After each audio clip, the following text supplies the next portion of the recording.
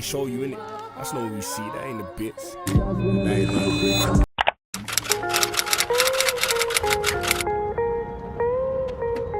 Hey guys, welcome back to my channel. It's Ritika here. So after a very long time मैं एक vlog बना रही हूँ. बहुत अच्छी बात है.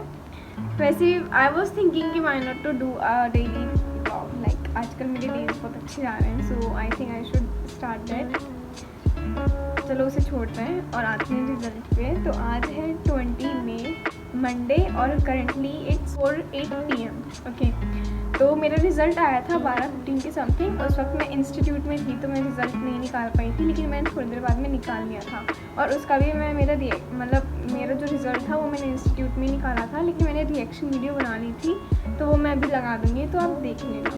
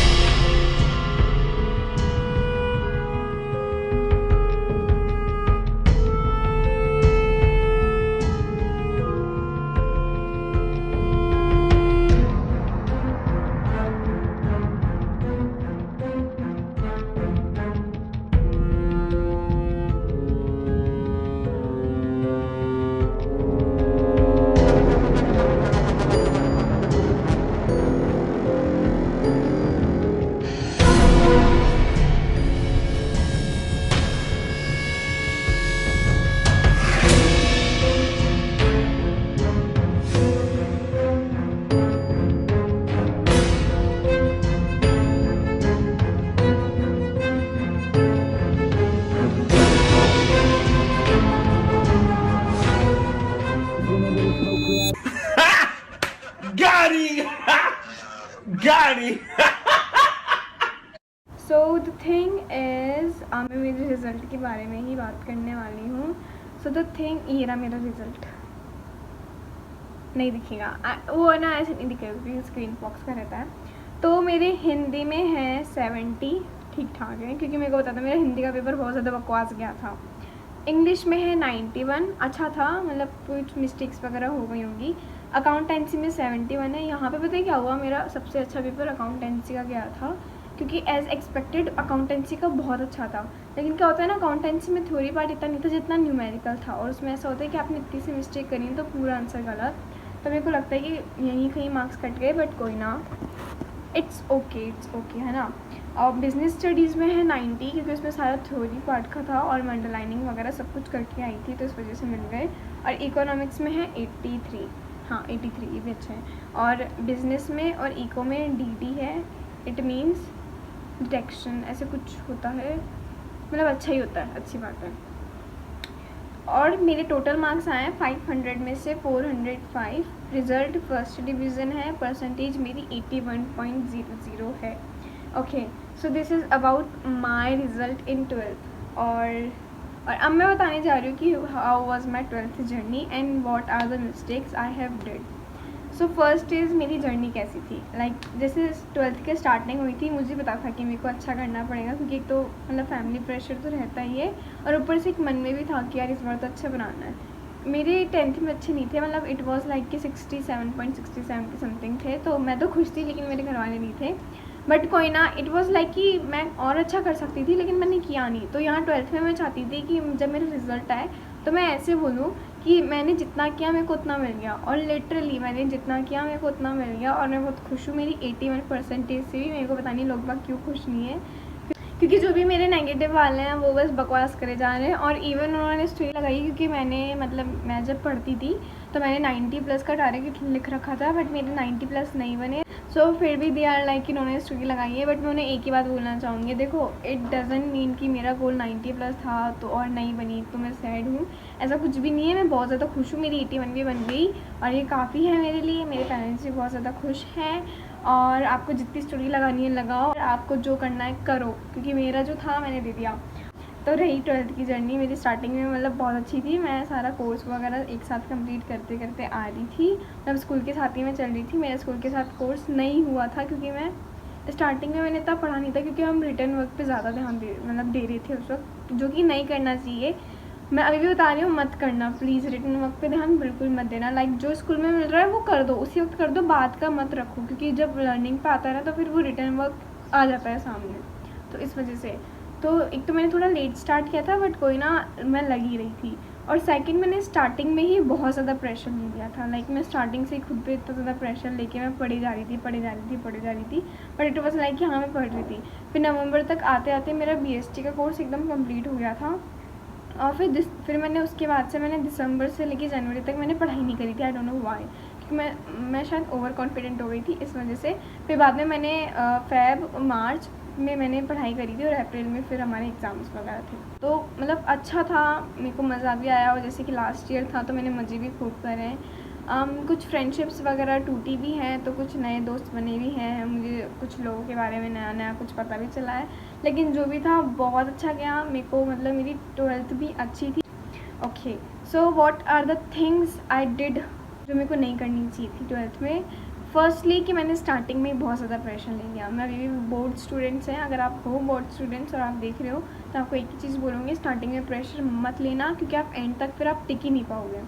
तो मतलब आपको क्या करना है ना, आपको बस स्कूल में जितना पढ़ा रहे हैं उतना ही पढ़ना है, और उतना पढ़ना भी नहीं, बस आना है और रिवीजन करना है, देखना है, और उसे बार बार देखते रहना है। जैसे संडे आ गया, कोई छुट्टी आ गई, तो उससे उन्हीं चीज़ों को बार बार रिपीट करते जाओ। फिर उसके बाद से मैंने प्रेशर ले लिया था, और फिर बाद में आके मतलब नवंबर के आते आते मैं बहुत ज़्यादा ओवर कॉन्फिडेंस हो गई थी, जिससे मैंने 2 महीने पढ़ाई नहीं करी थी, जहाँ पे मेरा बहुत ज़्यादा लॉस हुआ। तो आपको ऐसा नहीं करना है। जैसे आपका कोर्स कंप्लीट हो गया, आप रिवीजन पे लग जाओ, क्योंकि फिर अपनी डेस्क वर्क्स वगैरह होती हैं वो भी करना होता है। मैंने डेस्क वर्क वगैरह नहीं करी थी, मैं बस लेके आ गई थी, वो पड़ी हुई थी, मैंने नहीं करी थी। यहाँ पे मैंने मिस्टेक कर दी, और मैंने PYQs भी नहीं किए थे।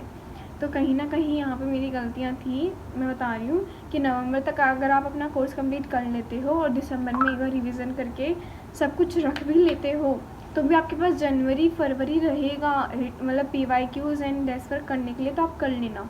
फिर एग्ज़ाम टाइम में आपको कुछ नहीं करना है, बस आपको रिवीजन ही करना है। ओके, मैंने इतना कुछ नहीं किया था। एग्ज़ाम टाइम में भी मैं थोड़ा नेगेटिव हो गई थी, बट फिर भी मैं पढ़ती थी। मतलब मैं अकाउंटेंसी के पेपर में मैं कंटिन्यू पढ़ी हूँ, इंग्लिश के भी मैं कंटिन्यू पढ़ी हूँ।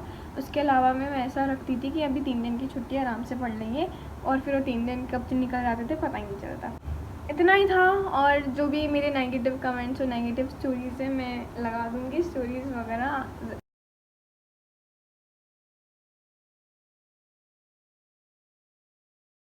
क्योंकि मेरे को नहीं पता लोग बाग क्या बोलते हैं। और सच बोलो ना यार, मेरे को सच्ची में घंटा फ़र्क नहीं पड़ता वो कुछ भी बोले। उन्होंने मतलब मेरी स्नैपचैट की स्टोरीज़ वगैरह भी कहीं देखी होंगी, सो दे आर लाइक कि वो बोलते रहते हैं, but I don't even care. मेरे को घंटा फ़र्क नहीं पड़ता सच्ची में। हाँ, मैं थैंक यू बोलना चाहती हूँ जो भी वो जनाब थे।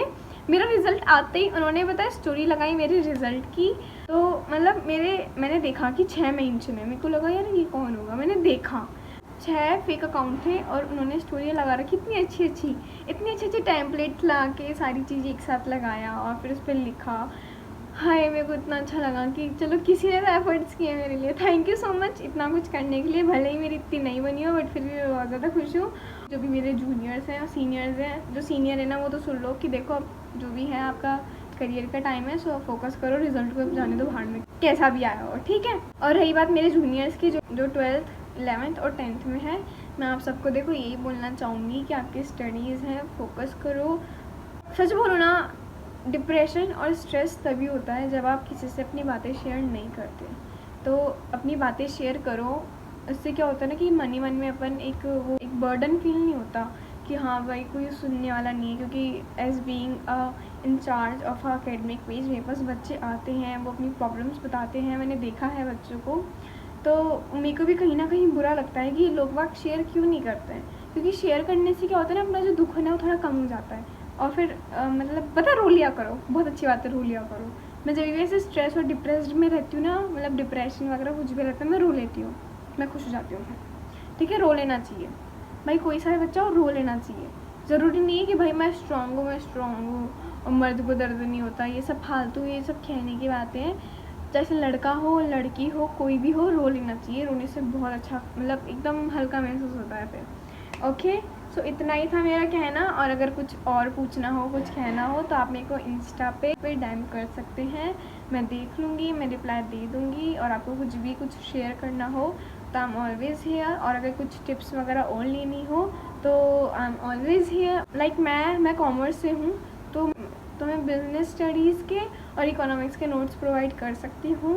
मेरे हैंड रिटन नोट्स हैं, बीएसटी में तो मेरे को मेरी मैम ने दिए थे, लेकिन वो बहुत मस्त नोट्स हैं। So if you want any help regarding anything, so I am always here. Thank you so much for watching this vlog, और मैं खुश हूँ मेरी इतनी अच्छी परसेंटेज बनी, एंड आई होप आप सब अच्छे हों, अपना अच्छा करना। And to all my juniors, all the best for your study journey. जल्दी नए व्लॉग में मिलेंगे। राधे राधे।